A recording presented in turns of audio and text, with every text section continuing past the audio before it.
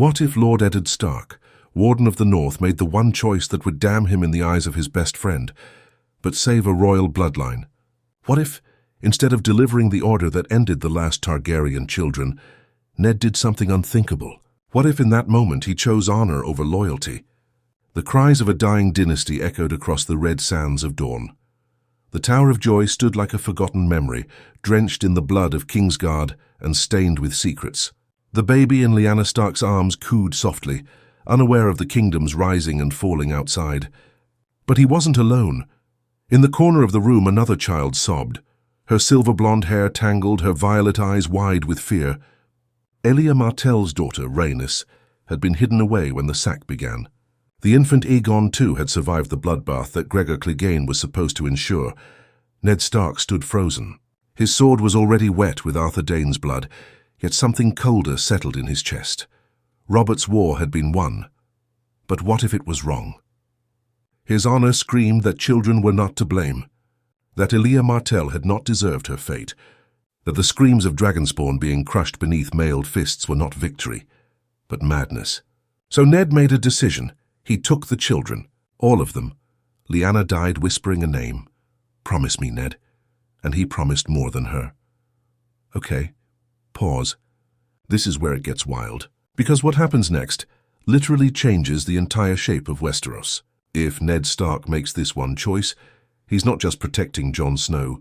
He's smuggling the last dragons out from under the noses of a blood-drunk rebellion. And if you think Robert Baratheon's wrath was bad before, oh, you're not ready for what happens when he finds out. Smash that like if you already feel the tension rising, because this gets dark, fast. Ned didn't take the children back to Winterfell. That would be suicide. Instead, he made contact with Howland Reed and a few loyal bannermen who could be trusted with silence. Quiet rivers, abandoned keeps, nameless wet nurses. They became the new homes of dragons. Rhaenys was renamed Rowena. Aegon became Aeron. To the realm, they were lost, presumed dead. To Ned, they were debts of honor that could never be repaid. He told Robert nothing. When he returned to King's Landing, he buried the truth with Lyanna and claimed Jon as his own. But the shadow in his eyes never lifted. Robert embraced him like a brother, thanking him for avenging Elia. Ned said nothing. Because what could he say? That vengeance had been denied. That honor had betrayed the throne. But honor isn't free. 3 years later, Littlefinger brought whispers to Robert, a child seen in the Riverlands with silver hair. A family slaughtered on suspicion. Ned tried to deflect, but the seed of suspicion had already been planted. Meanwhile, in the north, Jon Snow grew up alongside letters and coin flowing quietly into the marshes of the Neck. Rhaenys learned to wield knives before she could spell. Aegon could recite Valyrian prophecies before his 10th name day. They were taught not just survival, but reclamation, because Howland believed what Ned dared not say aloud. One day, the dragons would rise again. But here's where it gets crazy. Varys finds out. Oh yeah, because of course he does. The spider's whispers eventually catch scent of the children. And unlike Robert, Varys doesn't want them dead. He wants order. He wants the Targaryens, controlled, shaped, disciplined. He makes his move not through threats, not through violence, but with offers, protection, education, legitimacy. He sends Illyrio. And just like that, the same Targaryen children Robert thought dead are pulled into a conspiracy that spans continents. Wait, did that just happen? Yup, we now have a secret northern rebellion inside Robert's realm, and Ned Stark is the center of the storm. Every raven, every glance, every silence, it's all becoming dangerous. One misstep, and Robert will burn the north to the ground. Cersei already suspects. Stannis watches like a hawk, and when Jon Arryn falls mysteriously ill, Ned knows time is running out, so what does he do? He pulls the children north, all of them, not just Jon. Now picture this. At Winterfell, during one long snow-covered night, Ned Stark opens the crypts. Beneath the cold stone statues of the dead, he reveals a truth that could fracture the realm. Jon learns he is not just a bastard, but a prince, and he is not alone. He meets his bloodline face to face. Rhaenys, older, sharper, protective. Aegon, bookish, intense, carrying the burden of prophecy. Together they are the dragon's flame rekindled, but it cannot burn openly. Not yet, because Robert still sits the throne, and Cersei now sees every Stark child as a threat, including her own son Joffrey, who has started to hear disturbing rumors about the wolf pups and ghost princes. The game has begun. The game has begun. Robert Baratheon sat slouched on the Iron Throne, a goblet of wine trembling slightly in his grip. His eyes were bleary but not drunk. No, this wasn't intoxication. This was rage disguised as silence. Stannis had just left the hall, lips tight, jaw clenched, having delivered news that shattered the world Robert thought he ruled. A rider intercepted on the King's Road. The sigil, a wolf. The destination, the neck, and the message, innocent but coded. Stannis could smell the rot beneath it. Too many ravens. Too many disappearances. Too much silence from the north. He suspected Ned was hiding something. Robert didn't want to believe it, but something deeper in him, a crack, widened by years of mistrust and Lannister whispers, started to break. The rebellion had cost him everything, Rhaegar, Lyanna, and Elia. And now he had to ask the question that terrified him most. Had Ned betrayed him? Meanwhile, in Winterfell, the walls seemed to breathe with the weight of secrets. Jon paced furiously across the godswood, his hands shaking, his mind on fire. Aegon had just told him who he was. Not directly, Aegon wasn't reckless, but it was in the way he looked at Jon, called him brother with too much weight. The Valyrian books in the library now made sense. The way old Nan bowed just a little deeper to him. And Ned, father. No. Lord Stark. He had stopped calling Jon's son months ago. Everything was unraveling. And yet, it had never felt more real. You lied to me, Jon finally said, his voice breaking. Ned didn't raise his eyes from the fire. I protected you. You stole my name, my life. But your life would have been ash if I hadn't. Silence then. I'm not your son. No, Ned said. But you are my blood, and I would die for you, Jon. And with that, Jon finally understood. It wasn't love that made Ned lie, it was honor, the kind of honor that doomed kingdoms. This isn't hiding anymore. It's preparation. But what they don't know is that war is already coming.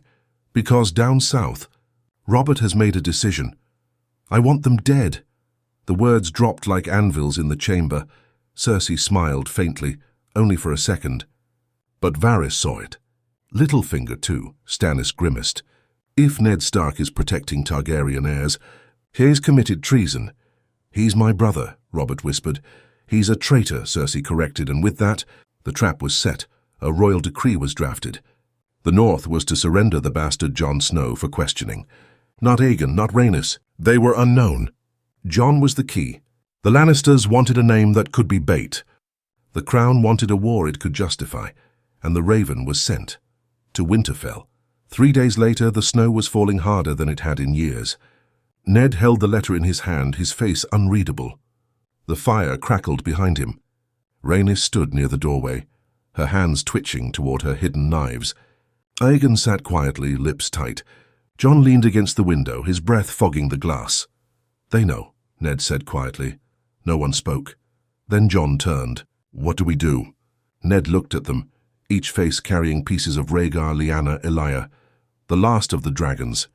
The future of the realm. We don't run, he said. We ride. Oh my God. This is where the story explodes. Because now we're heading toward open rebellion. And guess what? It's not just the North backing Ned this time. Dorne, silent since Elia's death, starts sending scouts. The Martells want vengeance, but what they find are her children, alive, strong, ready. And they're not the only ones paying attention. The Riverlands stir. Hoster Tully hears from Catelyn what Ned is doing, and he has a choice. Loyalty to the crown or to family. The Vale, under Lysa's paranoid watch, remains quiet, but the Knights of the Vale. They're listening, and in the shadows of Dragonstone, a young red priestess speaks of a prince who was promised and looks into the flames to see. 3. Winterfell becomes a fortress. The Stark bannermen begin arriving. Karstarks, Umbers, Mormonts, each. One swears fealty not just to Ned, but to the cause. They don't yet know what it means. Only that war is coming, and the wolves will not kneel. Jon, Rhaenys, and Aegon are trained day and night. Maester Luwin brings scrolls in secret. Arya watches her siblings sharpen swords and begs to be taught. Bran listens at doors. Sansa doesn't understand it, but she senses it's important. This is no longer a hidden truth. This is a revolution. And Robert, he prepares for war, but there's a twist. Coming, one even he doesn't see. Because someone else has heard the whispers. Someone across the narrow sea, Daenerys, Stormborn. And when she learns her nephews and niece live, when she finds out the dragons were never truly gone, she moves and the world trembles. She moves and the world trembles. In the heart of Winterfell, preparations had turned into rituals. The clang of steel on steel echoed at dawn and dusk. Arrows flew across the courtyard like whispers of war. Jon's strikes were more brutal now, driven not by training but by purpose. Rhaenys had stopped smiling days ago. Her eyes were colder than the northern winds. And Aegon. Aegon had become quiet, always watching, always calculating. He had the eyes of a king, but not of a dreamer. He was not Rhaegar, and maybe that's what scared Ned the most. Inside the Godswood, under the watch of ancient, red-leaved branches, Ned stood with Jon. "You were raised a Stark," Ned said slowly, "but you are more than that. You are your mother's honor, and your father's legacy." "Who was my father?" Jon asked. "You've never said his name." Ned looked away. The words tasted like blood on his tongue. "Rhaegar Targaryen," he whispered. "Your father was Rhaegar." Jon staggered. "No," he breathed. "That can't— He kidnapped Lyanna. He started the war." "No," Ned said, this time with steel in his voice. "He loved her. She loved him. The war was started by lies, and now we are drowning in their consequences." Jon didn't speak, but something broke behind his eyes. Wait, did you feel that?" That moment just cracked Jon Snow's identity wide open. He's not a bastard. He's not even a Stark. He's the heir to a dynasty that burned the world, and he might be the only one who can stop it from burning again. But here's the kicker. Just as Jon is learning who he really is, another dragon is rising, and she's angry. Yeah, Daenerys, and she just made her first move. Across the narrow sea, in the red halls of Korth, a raven arrived. It bore no sigil, only a seal, melted wax. Valyrian glyphs burned into its center. The message was simple. Your blood lives. The realm prepares for war. You are not the last. She read it once. Then again. Her hands trembled. Viserys had died screaming about crowns, and now here was proof. Proof that the throne had never needed him. Her nephew, her niece, a live dragon's Daenerys burned the letter in her palm and turned to Ser Jorah. "Get the ships ready," she said. "But your grace, the war—" "I won't wait for war," she interrupted. "They killed my family. I won't let them kill what's left." Back in King's Landing, the court buzzed with tension. Ravens flew faster than orders. The crown's silence was louder than its decrees. Robert drank harder. He spoke less. Even Cersei noticed the change. "He doesn't trust anyone," Jaime muttered. "He never did," she replied. But behind Robert's silence was a plan. He had sent the royal fleet north, on the surface, to guard trade routes. But beneath the decks, soldiers, dozens of them, elite, silent. Their orders were clear. Take Jon Snow. Kill anyone who resists. It's House Manderly, and they send heads. Yeah, that's how the North replies. The Crown sends another raven. This time, not a warning, but a demand. Surrender the traitors or face royal judgment. Ned tears it in half before it's even read aloud. Then they've chosen war, Maester Luwin says. "No," Ned answers, his voice dark, steady. "We have, and with that banners rise across the north.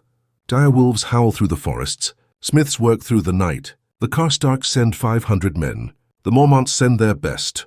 Even the wildlings begin to stir, rumors that the bastard of Winterfell is more than he seems. The dragon's blood runs in the woods now. But just as the north rallies, the south fractures. Stannis Baratheon, ever grim, confronts Robert in the throne room. "You would spill Stark blood because of whispers?" he asks. "I would burn the world to keep the throne from Targaryens," Robert growls. "They are children." "They are dragons," Robert snaps. "And dragons bring fire." But Stannis doesn't flinch. "I will not be party to this madness." Robert stares at him.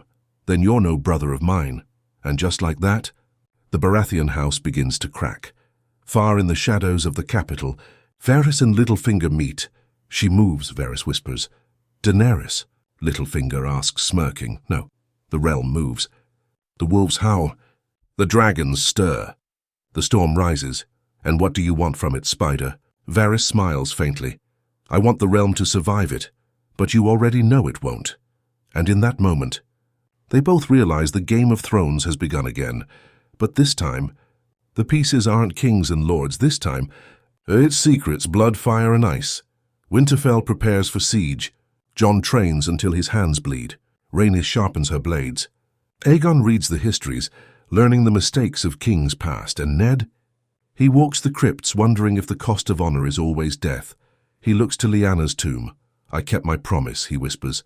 But the war never ended. And from the shadows, someone watches him, Arya, eyes wide, silent. Now she knows too, silent. Now she knows too. Snow blanketed Winterfell in thick silence, but the air inside was anything but calm. Fires roared in every hearth, but it wasn't warmth the north sought. It was readiness. The gates were reinforced. The ravens stopped flying, and in the great hall, Jon stood with his siblings, not by name but by blood. Rhaenys stared at the map table, fingers tracing the King's Road. If they march from the capital, we'll see them coming, she muttered.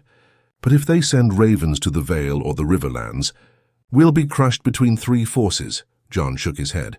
We don't wait for them to move. We make the first move. Aegon looked up sharply. You're suggesting war? I'm suggesting survival. Their eyes locked. No one flinched, and that was the moment it became clear Jon wasn't following anymore. He was leading. Hold up, this is the moment Jon shifts. No more quiet brooding bastard. This is Jon stepping into Targaryen fire without letting go of Stark ice. He's not choosing sides, he's making a new one. And that scares everyone, especially Ned. Because the boy he raised in secret is now becoming the one thing he swore to protect the realm from. A Targaryen who knows who he is. But before any banners are raised, something unexpected arrives at Winterfell. Ryder, alone, unarmed, drenched in snow and blood and carrying a sigil. No one had seen in the north for 2 decades. The three-headed dragon, he's a messenger. From Daenerys Targaryen, Ned reads the parchment by candlelight. His face doesn't move, not even as the flames crackle and spit. Rhaenys watches him from the doorway. What does she want? She asks. She wants to meet, Ned replies. Where? The ruins of Summerhal. Rhaenys laughs, bitter. A dragon queen calling us to the place her family burned itself alive, poetic. She calls it sacred. She calls it a message, Ned. Doesn't argue because he knows she's right. Meanwhile, King's Landing is spiraling. Robert can't sleep. He drinks, but the wine does nothing now. He dreams of Lyanna screaming, of dragon wings over Storm's End, of fire. Always fire. Cersei grows more powerful in his silence. She begins working the council in secret. Littlefinger smiles more. Pycelle whispers longer. Varys disappears altogether, and then, just as the crown starts to crack, Stannis leaves, no announcement. No banners gone, and with him, 10 ships vanish from the royal docks. Okay. This is where things start moving fast. Because now we've got Ned and the children marching south for a secret parley with Daenerys, while Stannis begins gathering forces in the shadows. The realm doesn't know it yet, but a 3-way war is coming. And the crown. It's still too blind, too drunk, too arrogant to see it, but Daenerys does. Summerhal lies in ruins, broken stones swallowed by ivy and ash. The ghosts of madness hang in the air, but under the rising moon torches flicker, and from the north, 3 riders arrive, Jon, Rhaenys, and Aegon from the east, Daenerys cloaked in black and red, flanked by unsullied and smoke-eyed Dothraki. No armies, just heirs, just dragons. Jon dismounts first. Daenerys watches him. His face, half Stark, half Targaryen, makes her hesitate. So much of Rhaegar, so much of Viserys, and yet something else. Something solid, steady, Your Grace, Jon says. She raises an eyebrow. Am I? You are if you fight for more than fire and blood. You sound like him, she murmurs. Who? Rhaegar. And for the first time, Jon looks unsure. They speak for hours about the realm, the war, the lies. Jon tells her of Robert's orders to kill children, of Ned's defiance, of the price of that choice. Daenerys tells him of exile, of Slaver's Bay, of visions, of prophecy. And in the ashes of the Targaryen dynasty, something new begins, not alliance, not trust, but understanding. But just as the conversation finds its breath, a warning horn sounds. The scouts return, panicked. The gold cloaks are here, 100 of them, sent by King's Landing, not to Parley, Not to listen, but to kill. Here it comes, first real battle of the new war. At the ruins of Summerhal, dragons meet steel. Not literal dragons yet, but heirs with fire in their blood and blades in their hands. Jon fights like a northern storm. Rhaenys is quicker than death. Hagen doesn't hesitate. And Daenerys, she burns not with dragons but with fire she's been holding in for years. The gold cloaks retreat, half of them dead, the rest scattered. But the damage is done, there's no going back now. The next morning, Jon and Daenerys stand over the ruined halls. This was supposed to be peace, Jon says. There is no peace in fire, Daenerys replies. Only in ruling it. And Jon realizes something. Daenerys doesn't want to reclaim Westeros. She wants to remake it, and she sees him as part of that. Back in Winterfell, ravens arrive, one from the Riverlands. House Tully pledges neutrality. For now, one from the Vale, no answer, and one from Dorne. Send Elijah's children. We are waiting. We are waiting. The raven from Dorne was not just a message. It was a challenge wrapped in courtesy, a dagger sheathed in diplomacy. Send Elijah's children. We are waiting. No sigils, no demands, just that sentence. But to Ned Stark it carried the weight of an entire kingdom's vengeance. Rhaenys held the parchment in shaking hands. She hadn't spoken in hours, not since the name Elia hit her ears like a ghost whispering from a grave. She had vague memories, flashes of a woman with soft hands, a voice singing in a language she hadn't heard since childhood. But now the past was returning in full force, and it wanted her. Dorne had waited. They had watched from the sands, keeping their silence through Robert's reign.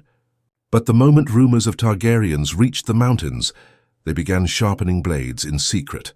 Oberyn Martell was no longer hiding his rage.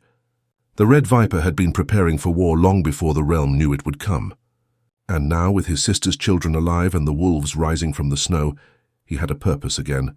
Aegon was pacing in the solar. He didn't know whether to rejoice or prepare to fight. They want us to come, he said. But do they want us safe? Or do they want us visible? Jon answered without hesitation. They want to use you. Then we're not going. We're going, Rhaenys said quietly, walking in. They're family.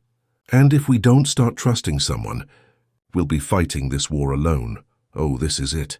This is where things start splitting. Rhaenys wants blood and family. Aegon wants legacy and strategy. Jon wants truth. And the more divided they become, the easier it'll be for the realm to tear them down. And right now in King's Landing, someone is counting on just that. Guess who? Tywin Lannister. Yeah, he's back in the game. From Casterly Rock, Tywin had been silent too long. But silence was never idleness. He'd been building alliances while the Starks made noise. Letters went to the Reach, the Westerlands, even to the Iron Islands, where a desperate Balon Greyjoy was offered something he couldn't resist. Legitimacy. In exchange for chaos. If the North and the Targaryens went to war with the Crown, they'd be spread thin. Tywin would bleed them from the west while Cersei ruled the capital from within. Divide, distract, destroy. It was always his way. Meanwhile, Jon stood over the ramparts of Winterfell, watching the snow fall in quiet spirals. Daenerys had left the meeting at Summerhal with fire in her veins. She was sailing toward Dragonstone now, with ships, with Unsullied, with a name that made small folk whisper and lords lose sleep. She said she would wait for their decision. Join me, she'd told Jon. Help me burn the rot from this kingdom. But Jon didn't answer her then. And he still couldn't now, because he wasn't sure if her fire was justice or just a different kind of madness. Do you believe she's like her father? Jon asked quietly. Ned didn't respond right away. He was watching Arya spar with Brienne of Tarth in the yard. Her feet were fast, her eyes sharp. She was becoming something else, something more than ladylike, something dangerous. Finally, Ned said, I believe she's what this realm made her. And what does that mean for us? It means you'll need to decide if you're going to rule with her or stop her. Meanwhile, at Dragonstone, Daenerys stood at the edge of the cliffs, watching the sea crash violently below. She could feel it now. The realm was ready. Whispers of rebellion were growing louder. Her name was being spoken in taverns. Children were pretending to be her in the alleys of Flea Bottom. She had come with no dragons, but she didn't need them anymore. She had the story of a motherless queen robbed of her home, burning through the east, freeing slaves, bringing justice, and now coming back. But here's where it all changes, because Stannis Baratheon finally makes his move. He lands at Blackwater Bay, under cover of fog. Not with a declaration of war, not even with an army, with a letter, a single letter, delivered to Grand Maester Pycelle. Inside, it says this: Robert Baratheon has no true-born children. The heir to the Iron Throne is not Joffrey, but the son of Rhaegar Targaryen, still alive in the north. The crown is built on a lie. I will not defend it. Wait, what? Did Stannis just switch sides, kind of? Because here's the truth. Stannis never cared for Robert's emotions or Ned's honor. He cared for law. And now the law says Jon Snow, Aegon Targaryen, is the rightful heir. And if Stannis must bend the knee to a Targaryen to restore order, he will, but not just any Targaryen. He wants Jon, not Aegon, not Rhaenys, not Daenerys, jaunt at the wall. Maester Aemon receives a raven from the south. He reads it once, then twice. His old hands tremble. The blood returns, he whispers to Sam. The song begins again. Sam looks confused. Is that good? Aemon doesn't answer. He only stares into the fire, tears running down his cheeks.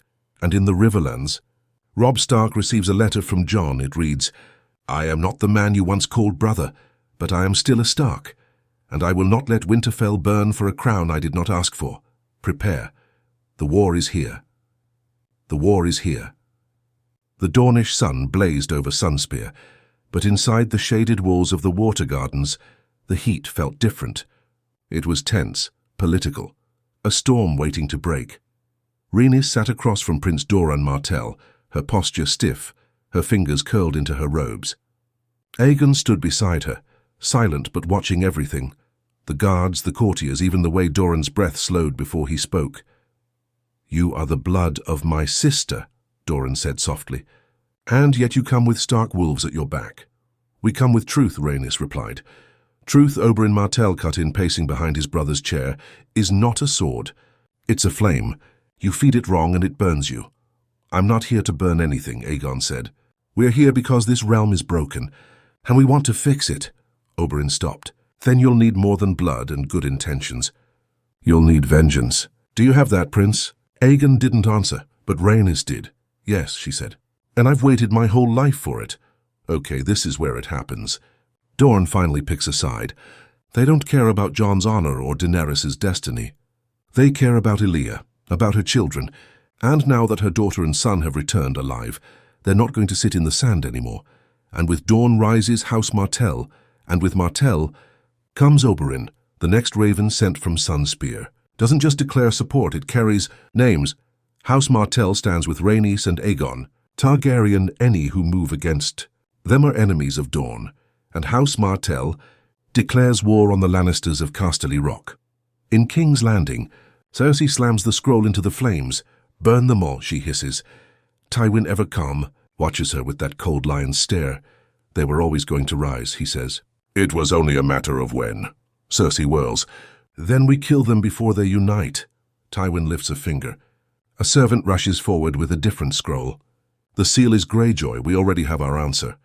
Boom, here comes the chaos. The Iron Islands invade the north.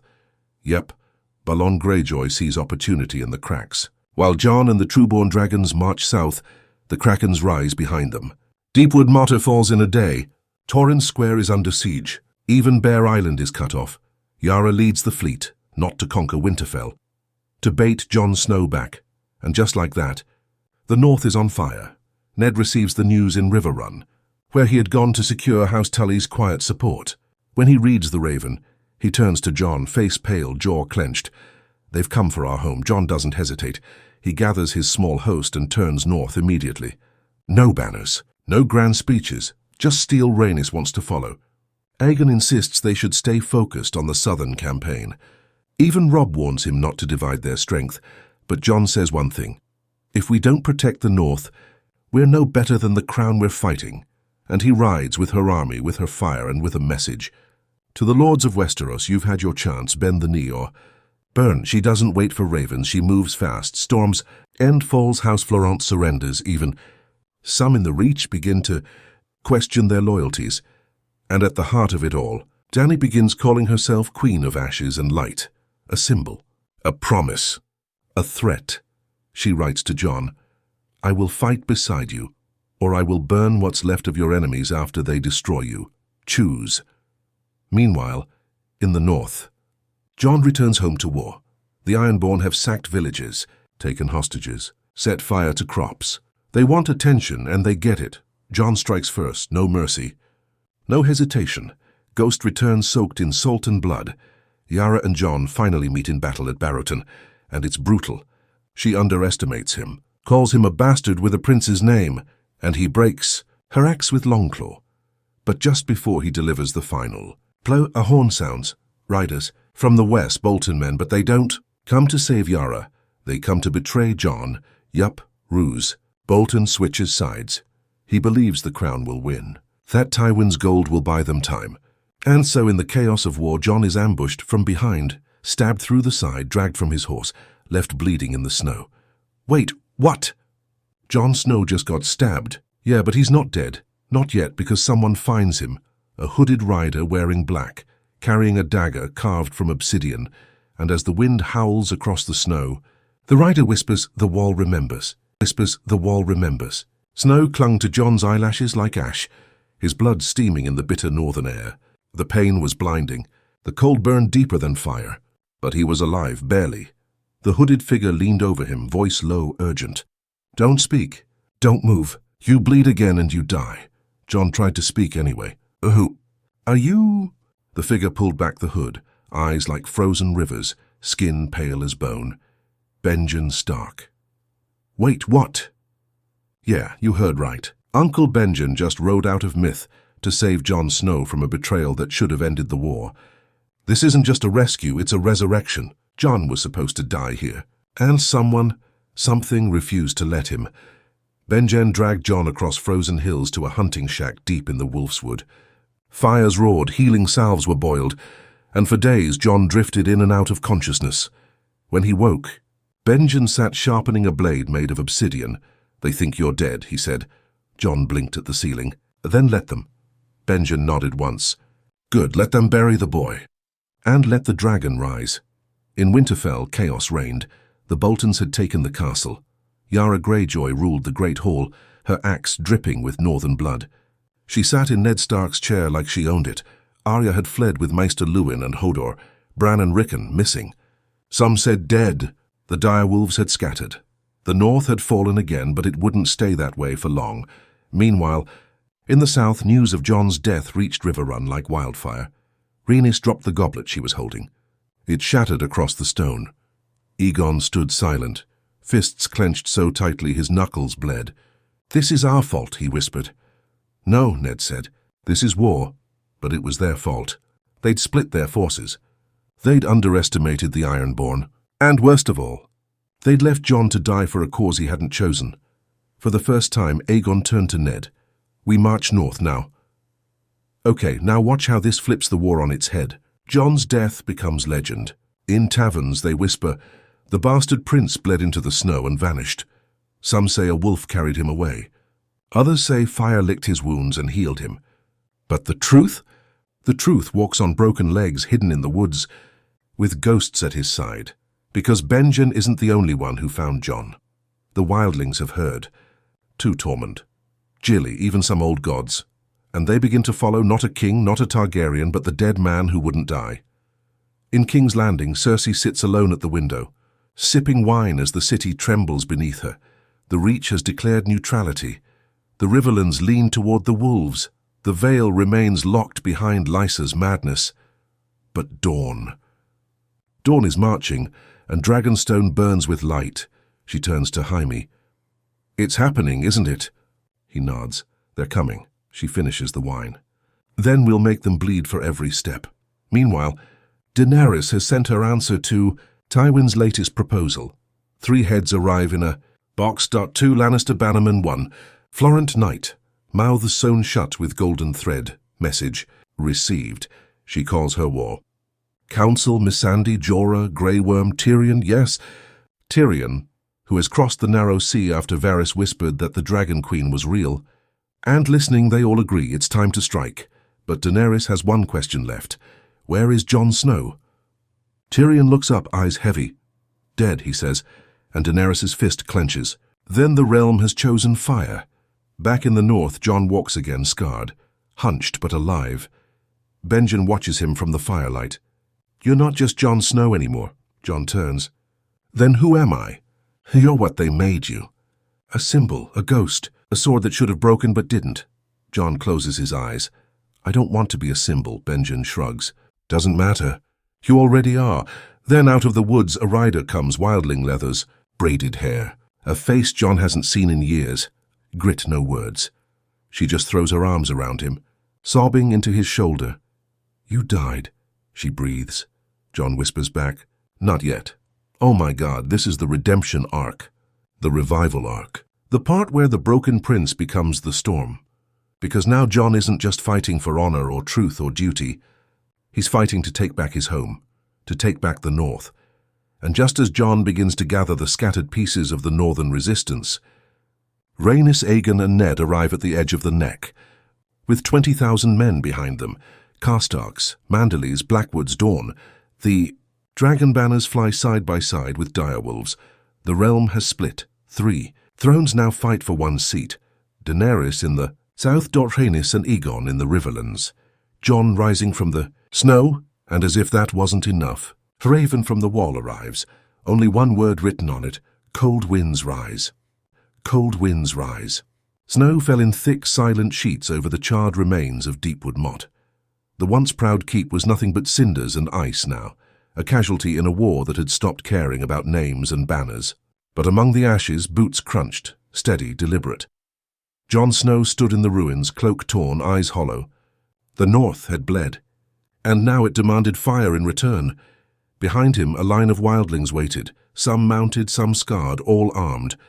Tormund Giantsbane grinned beneath a blood-slicked beard. "You look like death, Snow.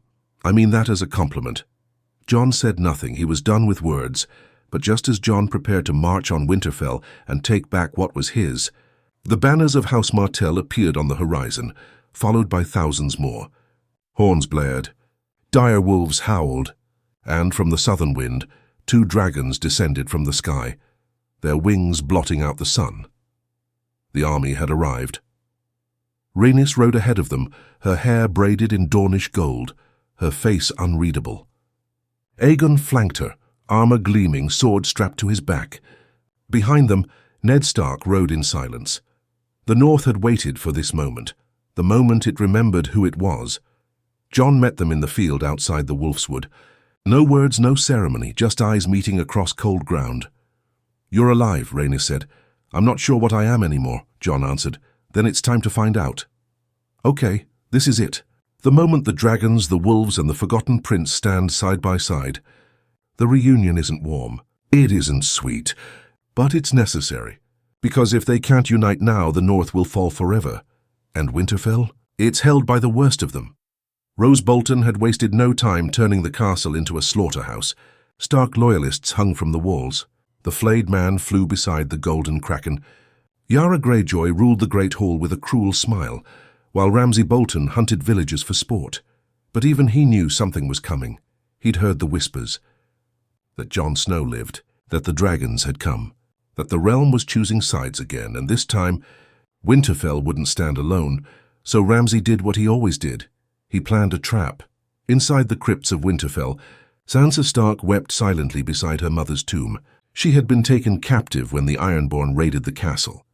Since then, she'd survived by disappearing, smiling at Yara's jokes, pretending to please Ramsay, all while hiding knives beneath her bed.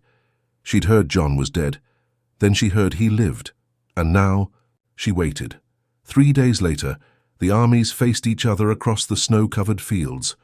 Wolves, dragons, sun spears, wildlings, and standing at the front, Jon Snow, flanked by Rhaenys and Aegon, cloaks billowing in the wind. Ned Stark sat his horse behind them, not leading, watching, judging, waiting to see what his son, no, his nephew had become, and then battle steel screamed against steel, wildlings clashed with krakens, Dothraki poured in from the flanks. Dornish spears danced in the snow. Above it all, dragons roared, Drogon and Rhaegal, fire in their throats, circling, waiting. Rhaenys fought like flame. Aegon like shadow, but Jon was death. Every strike was vengeance, every cut was memory. He fought not for the throne, Not for legacy, but for home. Wait, here it comes. In the heart of the chaos, Jon breaches the gates. Winterfell is burning. Bodies line the halls, and at the top of the great keep, Ramsay Bolton waits. Sansa sits chained beside him. He smiles. I was wondering when the bastard would come home. Their duel isn't poetic. It's brutal. Jon takes wounds Ramsay doesn't even feel. Ramsay laughs, spits, mocks him, taunts him about Ned, about Robb, about what he did to Rickon, but when he reaches for a crossbow, Jon grabs him by the throat, and he remembers the wall, he remembers Ygritte, he remembers bleeding in the snow, and this time he doesn't stop. He beats Ramsay into the stone, not as a prince, as a Stark. The North is reclaimed. But the war isn't over. As they light the fires in Winterfell again, as the banners rise once more, as the people cheer Jon's name, one final raven arrives from the east, from Castle Black. It's from Samwell Tarley, and it reads, "The wall has fallen. The dead are coming." Daenerys stands at Dragonstone. Tyrion reads the message aloud, and for the first time, the Queen doesn't look angry. She looks afraid. She looks afraid.